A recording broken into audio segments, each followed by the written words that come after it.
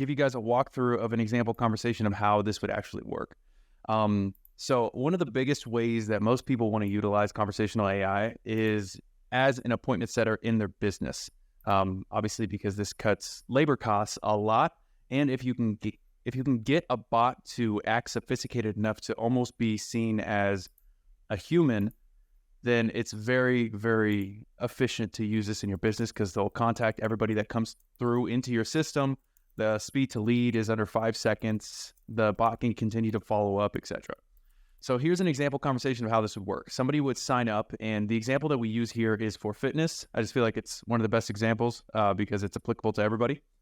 So a lead will come into the pipeline. Let's just say they signed up through an ad, and the bot would reach out with a trigger message. Say, hey, Woody, thanks for signing up for our new fitness challenge. What's your main fitness goal right now? Just trying to lose a little weight. The bot responds instantly. That's a solid goal. Losing weight can feel like a journey, but it's so rewarding. What are you currently doing for exercise? And then she says, I can agree with that. I try to do cardio on the weekends. Haha, the struggle is real. Trying is the first step, so you're on the right track. And then the conversation goes back and forth until the bot sends an appointment link, and that person has the ability to book their own appointment here. Now, I'm going to break down 2 different ways of how you can actually go about this and set it up. The first way is going to be a more simple version. The second way is going to be slightly more complex. If I have enough time, I'll go through both. Vito, go ahead. I actually have a quick question here, and I'm sure it's on everyone's minds. How does the bot know when to send the appointment link? Now, is it like based on duration of conversation, or how does the bot know when to send the appointment link? Good question. So we program it in a series of steps where it has to ask qualifying questions. So our qualifying questions in this case were, let's see, what are you currently doing for exercise? And qualifying question number 2 was if they prefer group or personalized training. And then after the qualifying questions are answered, we move forward and book, and we tell the bot to send the appointment link and book the appointment. Wow, that's amazing, man. Is there a place where disqualify? Let's say you only do groups, and if they answered like they want personal trainer, would that disqualify them, or is that more like the complex side of things? Not in this case, but you could set it up to where it disqualifies people based on certain scenarios. 100%. Wow, that's amazing. This is something new. All right, I can actually show you I can actually show you a pretty cool example of that as well and how I built it out. So I'm going to go ahead and run to the automations and show you exactly how this is set up. Well, actually, let's start in the settings. So if you go to settings and you go to conversational AI, you'll see back here, you have the conversational AI. Now, this suggestive conversational AI or the autopilot is not what you want to use. It is something completely different to what we're using. So you want to scroll down and you would just want to look at these settings down here. The reply time and the maximum amount of messages that I can send to a contact. So reply time, I usually utilize about 5 seconds. Sometimes people, if it's a longer message, the bot actually responds too quickly and people recognize that it's AI just because the message is coming too fast. So sometimes I'll advise people to make this 15 seconds. Now, if we go to automations, the first one I'm going to go over is the simple automation. All right, so here's how this works. Let's say you have your ad campaigns connected to this, right? So let's just say, for example, our trigger up here is like a Facebook lead form being submitted.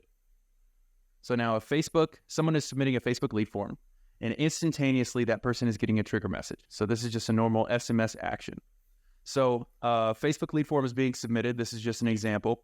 And then an SMS is being sent. That is our trigger message. So, hey, contact first name. Thanks for signing up for the fitness challenge. What is your main goal right now? So this is that initial message that we use. Now we add a wait period in here, and we're waiting for contact reply. Or we're waiting for a reply to that SMS specifically. And typically I would time this out after about a day. But in this case, I have it set up shorter just for this example. Okay, now we have an if-else condition. So just to walk through this again, lead form being submitted, text messages being sent. We're waiting for a response. And based on when they respond or if they respond, we have a condition. Contact replied true, and then the other one is going to be false. So nothing happened. That means they didn't reply.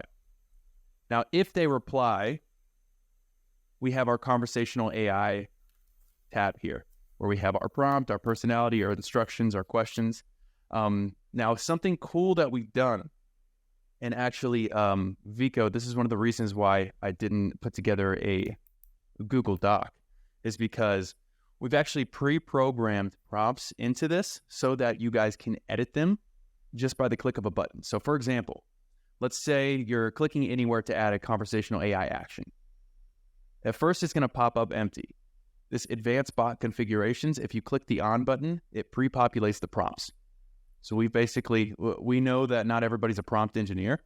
So we push this button on and it automatically pre-populates those prompts. And it will automatically tell the bot that it's working for the company name that's on the sub account, and it will pre-program those. All you have to add is the qualifying questions that you want to include, which is pretty cool. Can I just quickly ask, is that like in a snapshot, how can the prompt be preloaded like that? Is that part of the snapshot or like?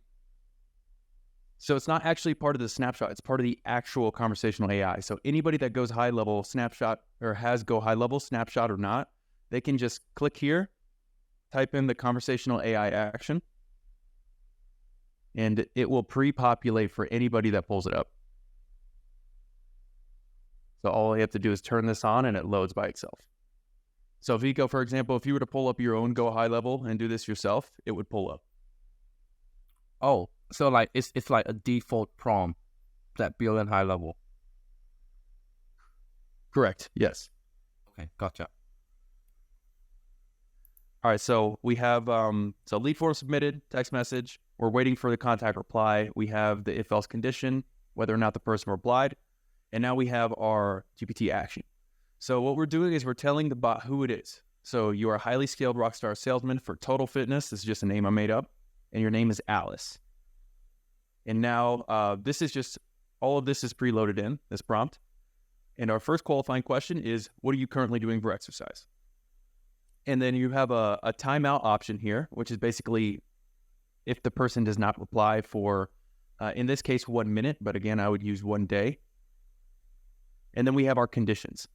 Now, our conditions down here, the way that it's set up is these are programmed by, or they're determined by AI. So they're not like your normal if-else conditions in GoHighlevel, where you have to manually like select reasons for why things have split decisions. So for example, this decision down here, or this scenario down here says question is answered. And I'm saying question must be answered to move to this step, or to move to the next step. So AI is able to register whether or not they answered the question, and it will only move them to the next step if they answer the question. If they answer any other question, or they ask a question, or the question just isn't answered at all, it will not go into, in this case, right, it won't not go to the next step. So we have our prompt in here. AI is determining what our scenarios are, and this is actually where you could put, for example, disqualifying, right? So let's say, for example, Vico, we were to put person does not exercise, right? And this is just an example. We would never disqualify someone if they don't exercise. That isn't a thing that any gym would do. But you would say if the person says they do not exercise, they are DQ'd. So we would save this action, and now it adds that action here. Person does not exercise, so they would answer, I don't currently do any exercise at all. We could just add them to a workflow, whatever disqualification workflow that you guys have. So some people, so you could just remove them from the workflow or whatever it might be. Mark them, add a tag, mark them as DQ'd, whatever it might be. So you can just add on conditions that easily. Just a quick question here, Ashton. Like, from your experience, how good is the actual bot actually being able to like, separate this person based on the condition that you have. Like for example, you write the word here, they are DQ. Does the bot actually understand what DQ mean? Yes, it does. Yeah. All right. 100%. It does a very good job. Yeah.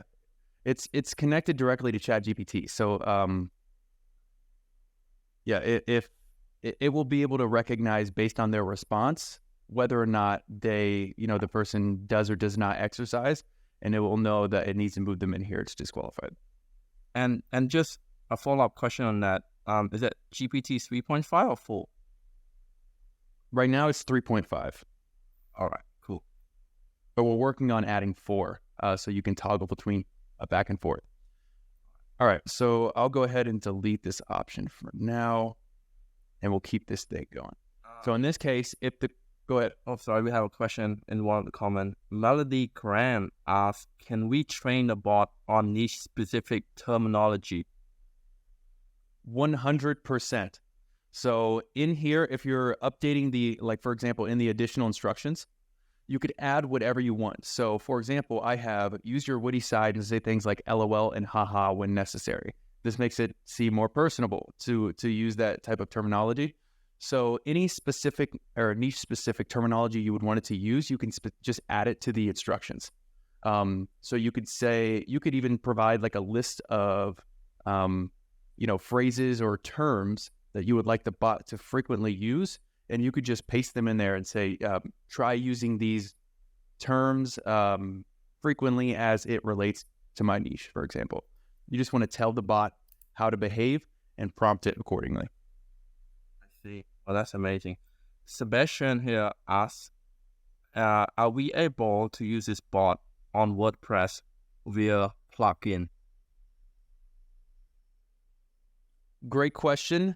Not at the moment, but we are currently working on adding it, and I think we're about 3 weeks away. So 3 to 4 weeks, and we will actually have an option to start using this. So if you look down here, we have the option to select between the channels of where you would like to use the bot. So right now we have SMS, Facebook, and Instagram. We're going to be adding the chat widget very, very soon. So you're going to be able to embed this on websites. Oh, I really want to see that on email, man. We got a lot of email replies. Really? Yeah, that's another one we're going to be adding to. That one takes a little bit more work though, because you have to structure emails in a certain way, and they have like a specific type of format. So it takes a little bit more work, but we're trying to make it for as many channels as possible. All right. So in this scenario, so we have the bot here. Question is answered is our scenario. So if that is the case, so here we give it a scenario. If they answer the question, it goes to qualifying question number 2. And I actually, the conversation that I showed you is using this workflow. So the conversation that I showed in the beginning is actually using this workflow. So qualifying question number 2 at the bottom, do you prefer group fitness classes or a more personalized experience? Right, so it's the exact same personality, the exact same instructions on every single one that we use. The only thing that we change is the qualifying question. And then we have the conditions breakdown again. So now if they answer this, so question must be answered to move to the next step. If they answer qualifying question number 2, we move it down to booking bot. And in the questions area, we say, send the booking link, tell them to let you know when they have booked so that you can confirm it. Again, the personality is the same. Additional instructions are the same in every single one. And then just in case they ask another question instead of booking, we create one more step. Same personality, additional instructions, and then questions are just any general questions that the bot feels necessary to ask based on their response. Okay, so now let's do one more run through here on how this is working. Facebook lead form is submitted. We send that trigger message. We wait for a response. Whether or not they respond determines where they go here. If they reply, we have our conversational AI widget with the prompting. If they answer the question, it goes to qualifying question number 2. If they answer that, it goes to the booking bot. Just in case they ask another additional question, it goes one more step. And you can make as many steps as here as possible. So if you feel like the person might continue to go back and forth, you could just keep duplicating the step and going down and down and down. All right. Any questions?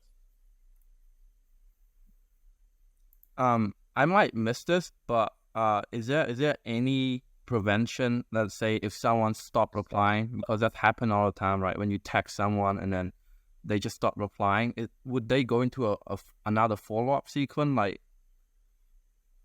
is that good question? Yeah. So in the simple build out, so I have another one I'm going to go over as well. In the simple build out, no, this is just the person responds, the bot responds. If the person does not respond, there is no follow-up sequence in place. The second one that I go through includes a follow-up sequence in multiple different scenarios. It's a little bit more complex and it looks kind of scary. So I wanted to go over this one first. I see. So I think we're going to let the audience decide, guys. We're going to give you 2 options here. Number 1, we're going to spend the remaining minutes, or we're going to spend the remaining minute dive a little bit deeper to the simple workflow, which is the one that you're looking at right now. Or option number 2, we're going to go into the complex workflow, which involving the follow-up if the lead is not responding. So I'm going to let majority vote here. If you want option number 1, which is going into more detail about the simple workflow, drop a 1. If you want to do 2, where we look into a complex workflow, just drop a 2. And we'll just let you guys decide. All right, we'll go a lot of 2 here, Ashton. All right, perfect. Looks like we're going to the complex workflow. So this is initially it looks a little bit scary, but it's not as scary as it looks. Okay, slightly more complex here. I know there's like webs going all over the place, but once I walk you through this, I think it's going to make a lot of sense. Okay, so similar trigger, right, at the top. So let's say a Facebook lead form is submitted.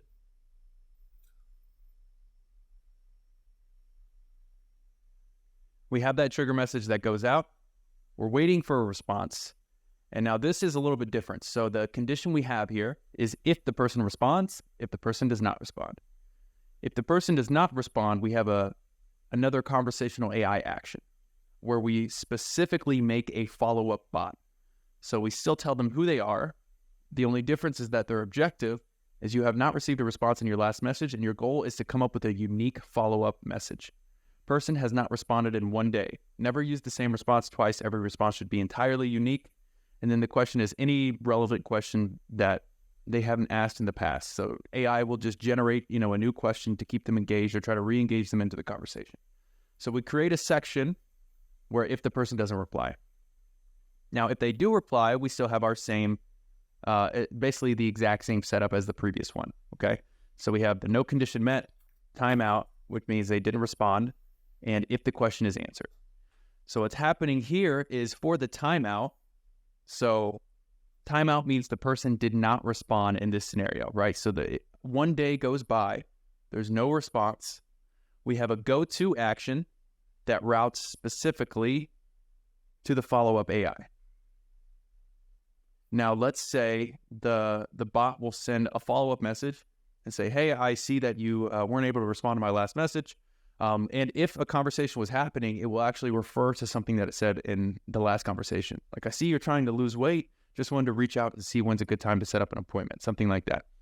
It would come up with a unique response every time. And then we have different conditions here on this one. So we have person responds with no conversation history. So if it's their first response, and then we have the person responds, but they already have answered the qualifying question, number 1. And we have it go to, so if the person with no conversation history answers, we send it to ask the first qualifying question. If the person responds and they've already answered qualifying question number 1, we send them to qualifying question number 2. Does this make sense so far? Yeah. It looks complex, but I'm starting to get it. So hopefully, hopefully you guys do the same. We got a little bit of question here. Govan here asking, like, can these be triggered from a regular form, like when a form is submitted? I think 100%. yeah. And Eric here asks, will we get the workflow so we can modify that to our business? I think he's referring to a snapshot. Like, will you be sharing the workflow? I think that's what he meant. We will potentially be giving away both snapshots. So the snapshot, the complex snapshot and the simple snapshot. But I'll go over this a little bit after I actually complete this. I've created a way to make this very, very, very, very simple. And I'll get into that after I finish with this portion. So now we have, if it times out, we're setting it to the follow-up. Now, if they answer the question, qualifying question, then the same kind of thing. It goes to the booking bot if they answer that question. If it times out again, we send it to the follow-up bot. So it's actually, now that I'm breaking it down, it's probably seeming a lot simpler than it looked in the beginning. No condition met, I have a wait period here, and I send it back here. So, for example, we're sending it to the follow-up bot if it times out. If the question is answered, then we send them to the booking bot. No condition met basically means maybe they responded and they didn't answer the qualifying question. So qualifying question here is, or the qualifying question number 2 would be, do you prefer group or personalized training? Maybe they say something like, just tell me how much it costs, for example, right? A lot of people like to say that instead. That would fall into no condition met. We have a wait period here where I usually just put like a few seconds on the wait period. And then I route this back to question number 2. And it will basically address the question that they asked or what they said, but it will continue to try to get the answer to that qualifying question. Now, the reason why I have a wait step here is to avoid loop blocks. Are you familiar, Vika, with loop blocks? Have you ever had that happen in a workflow? Yeah. So a loop lock meaning it's going to an infinite loops, and the high-level system just try to cut it out. Yeah, I'm on the right track. Yeah, bingo. Yeah. So if you were to remove this wait period and it was just no condition met, go to back to qualifying question here. Adding a wait step actually gives you some leeway. It gives you some room to kind of make that error or make that mistake without actually getting flagged. So the more wait steps you have before the go-to action, the more you will actually be able to avoid getting loop locked. What is the interval? Like 30 minutes? Or what do you recommend? It doesn't matter. I just use a few seconds here. Oh. So 0.1 minutes. Yeah. The wait step in general just helps avoid that. All right. And then we have, so qualified question number 2. So no condition met, we're routing it back to the same questions. If it times out, we go to the follow-up AI. If the question is answered, we send it back here. So this setup is basically the exact same as the last one. The only difference is that, number 1, we've created a follow-up bot, right? So we have this.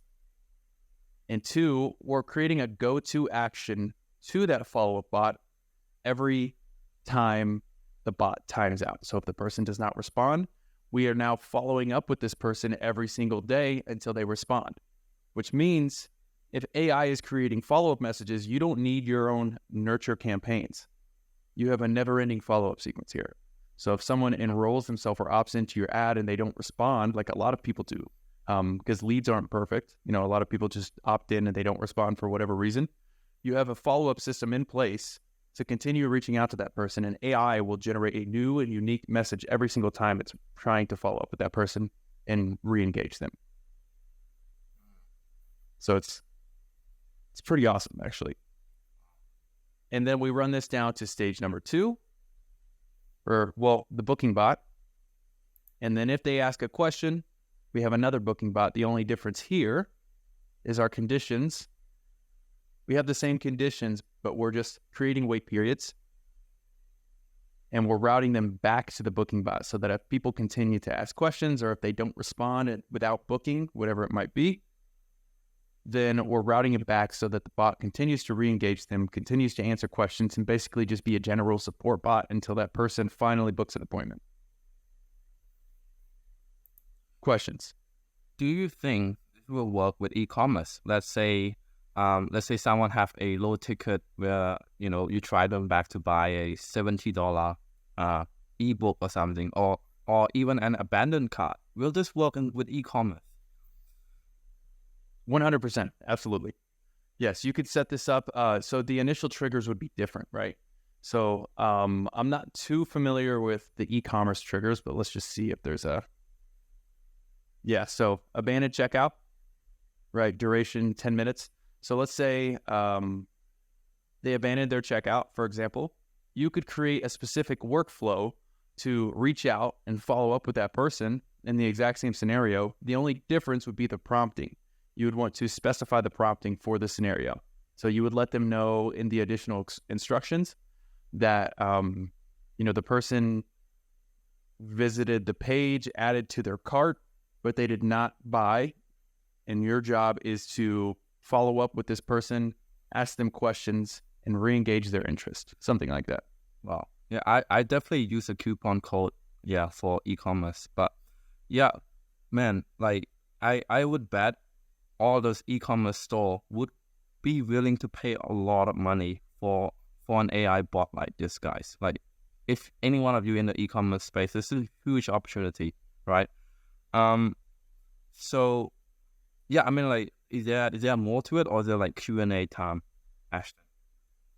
So there's one last thing, and then we'll go Q&A. So save this. So that basically breaks down the gist of how I build it, and exactly how we get it to respond and follow up.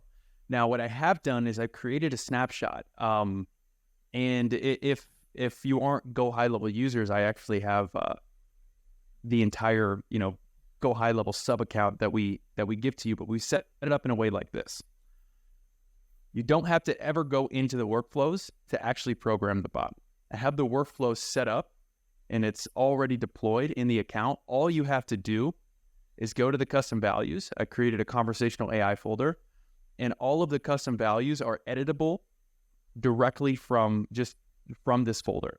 So if you want to make any changes to the bot, to the based on its company information, the company name, the name of your AI assistant, qualifying questions, all you have to do is go back here, edit the information, and it will automatically update the workflow because we pasted these custom values in the prompt that we have. So no steps, no building, 100% just you deploy this in your account and you can make the updates just from the custom values. No way, man. That's crazy. That would save me so much hour, because my intention was to come to this training, learn it from you, and spend the next 2-3 days build it myself. So you're telling me I don't have to build this on my own? So is it like a snapshot, or what is that? Is it going to be a snapshot at the end of this, right? Yeah. So I put this snapshot together recently just to make it more user friendly for everybody. And then Vico, whether or not we're going to, we can connect after this and kind of see what the best way to go about it is. But yeah, I would like people to have access to this so they didn't have to go through actually setting everything up. Guys, that is, like I said, my intention was to come here and learn and spend the next 3 long days building it myself. But it looked like we're just going to shorten that to 3 minutes based on the custom value that he showed us. So thank you so much, Ashton. Thank you. So yeah, no problem. Q&A time, guys. Sebastian here asked, do you think you can add WhatsApp as one of the medium in the future? Yes. So that's chat widgets, WhatsApp, and email are 3 things that we're looking to add in the future. Yeah. And when you said we, you mean the high-level team, right? Not the your company, right? Yes, correct. Yeah, HighLevel is so one of the director of automations who is like in control of the research and development. So we're working on implementing new channels, and that's our next step. So I know the chat widgets we have coming in the next few weeks, and we're continuously making those developments. All right, yeah, let's go ahead and come to the stage, bro.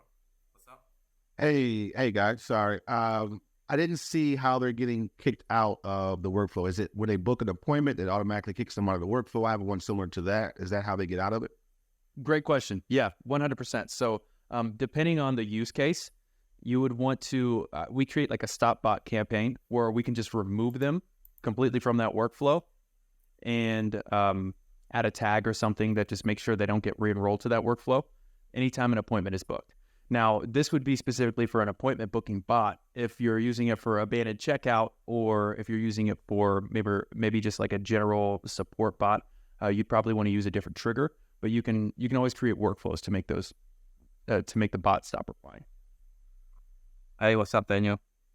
Hey, how you doing, buddy? Yeah, just curious. I came kind of late, so I know that like I was testing out the like the regular GoHighlevel bot or whatever. Like on the Instagram and stuff like that, and it was just tripping up like crazy and sending information that just was not correct. So is this bot like the regular GoHighlevel bot, or is this like something different? And I apologize for being late. Yeah, no problem. So it's completely different. The regular GoHighlevel bot, if you want to call it that, it's like this autopilot and suggestive version. So it's based off of FAQ, and it's programmed by links that you give it. So it's not as sophisticated. It's not very conversational. And if it doesn't know the answer to a question, it will say things like, sorry, I don't have enough information to answer that question. In this case, we're prompting it with ChatGPT, and we're giving it a specific direction to follow down so that it always has an answer to a question, and it doesn't trip up like the one that you're talking about. I know exactly what you're referring to. Those bots, the very first bot that was programmed in the GoHighlevel was not the best. It made a lot of mistakes. This one is much more sophisticated. Okay, cool. Yeah. Thanks. I got a question myself, which thanks to Daniel for reminding me of this. How is this different from Eliza? Because GoHighlevel have $500 a month paid service for Eliza, right? Even like HL Pro 2 have something like Zappy Chat, right? And even Extendly themselves have something like Extendly starting to build their own AI bot. So like, how is Conversation AI, the one we just built, different from those bots which like cost $500 a month, right? Yeah. So the plus side to Eliza is that it's programmed to work directly with the calendars of GoHighlevel, right? The downside is that it's not actually AI. It's programmed by FAQs. So when you're booking an appointment with Eliza, it's able to actually say, does 7 o'clock work tomorrow? Someone says yes, and it can actually book that appointment onto the calendar manually, which is another thing that we're trying to program into the ChatGPT bot that I just went over. But the problem is that it's an FAQ bot, so it's not conversational. If it doesn't have the answer to a question, or it's not in the FAQ list that you give it, it's not able to respond and be conversational. The plus side is that it can just book onto actual calendars. And in this case, it cannot book onto calendars. Oh, makes sense. Yeah, this is another one real quick. So I was just a little confused by what Ashton said there. So the bot that I was using on Instagram, even though it was basically, for lack of a better word, junk, it still was able to book an appointment directly on my calendar. So is the bot that you're talking about here not able to book an appointment, or? So here is an overview of how the bot works. So it's programmed by a series of qualifying questions. It's connected to ChatGPT so that it can remain conversational. And we set it up in a way so that it has like a direction to go in. Its ultimate goal in our use case is to book an appointment, but we do that by setting an appointment link. So it'll ask those qualifying questions.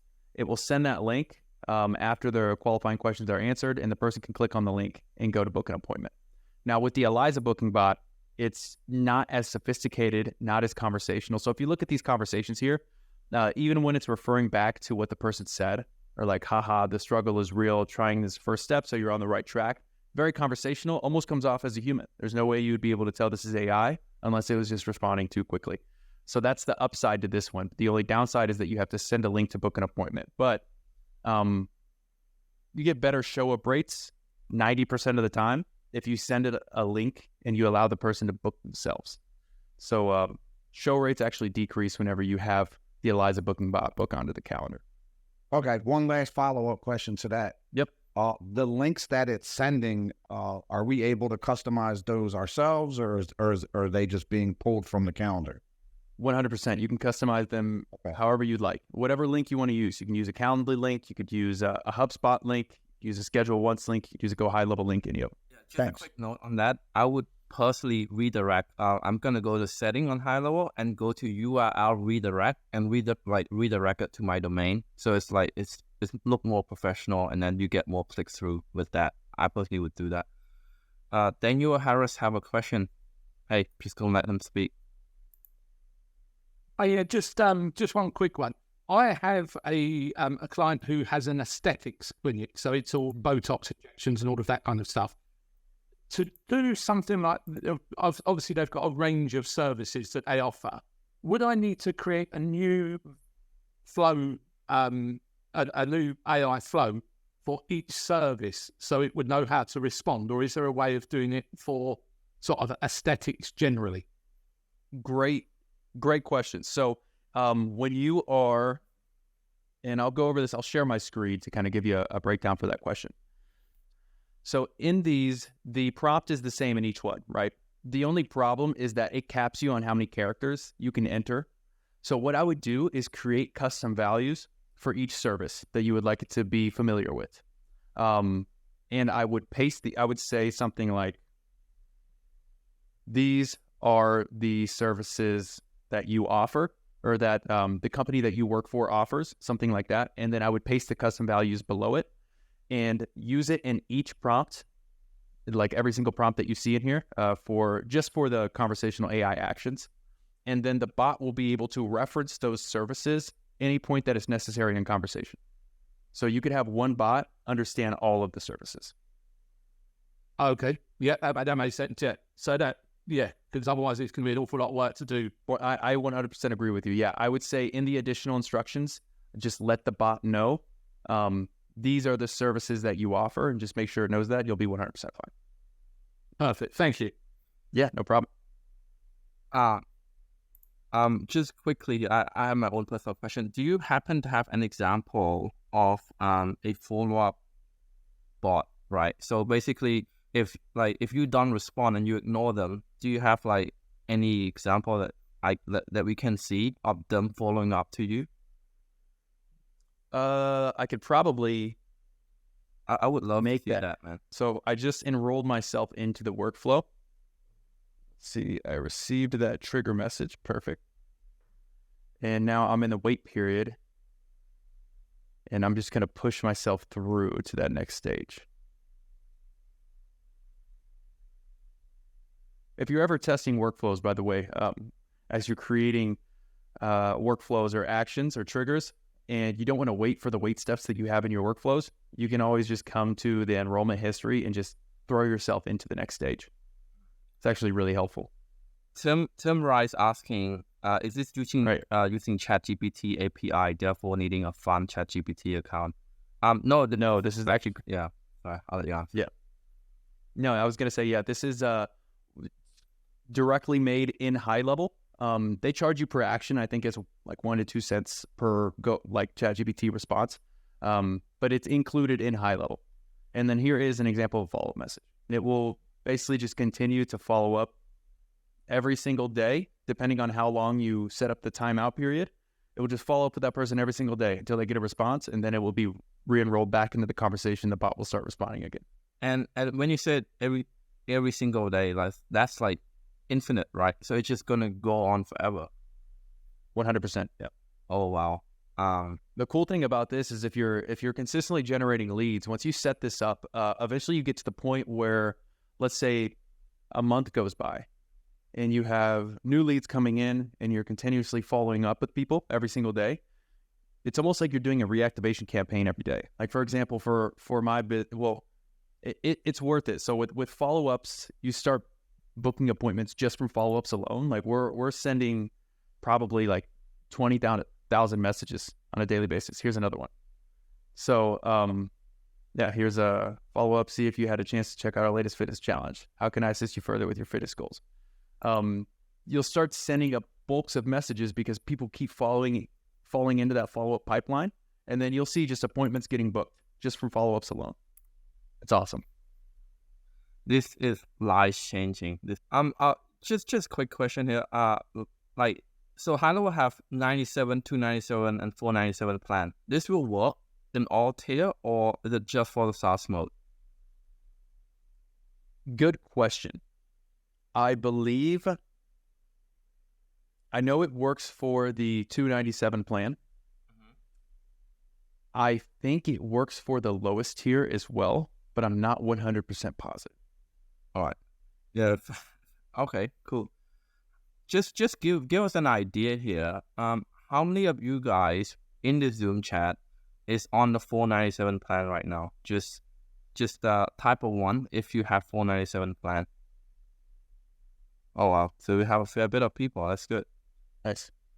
Oh, we got Claudia here ask if the person doesn't want to receive a follow-up message, could Ashton show us the part of the workflow? If the person doesn't want to receive it, I would just assume like they just reply stop, right? It does. So another thing you could do as well, and this is we haven't ran into many issues with this, but sometimes when you're doing cold campaigns, you will. Obviously, not everybody wants to be contacted. You'll get people who cuss you out or just don't want to be contacted. So what I would do in that scenario is, let's use the simple one. I would add a condition on here, and you could just say, person is unhappy or uninterested. Just copy that. You would paste that in the condition. So the condition is where you're naming it, or the branch name. You're just naming it something. But the condition is your actual prompt to ChatGPT. So person is unhappy or uninterested. You could say something like, any signs of disinterest, send them here. And that will create another branch, and then you could D&D that contact so that you don't continue to reach out to that person. So there's a solution to that problem. Guy, there is no question. This guy can't answer. So, yeah. Man, that's amazing. Like just quick one here. Can we integrate picture or GIF, right? GIF into this? Like, let's say we want to lighten the mood. Like we send a picture or GIF. Is that possible or not in this conversation? Not at the moment, unfortunately. So, Ninan here said that conversational AI work for all tiers. So that means 97 plans still work. I guess that makes sense because that action itself is a paid action, guys. So they actually make money every time you trigger it. So I would assume they have it for all plan, even the small plan, right? So yeah. Yeah, one of the something that's actually really awesome, especially if you're running a marketing agency, but even if you're not, they have an unlimited plan, $49 a month. You can use as many ChatGPT actions as you want. And it has like it doesn't matter if you're cold messaging 10,000 people a day, whatever it might be. $49 a month. Doesn't matter how high you go on that. And how can you buy that? You go to marketplace, right? Or you go to setting and marketplace and you buy the 49. How do you actually subscribe to that? Yeah, it does make sense, right? Once you actually do it at mass volume.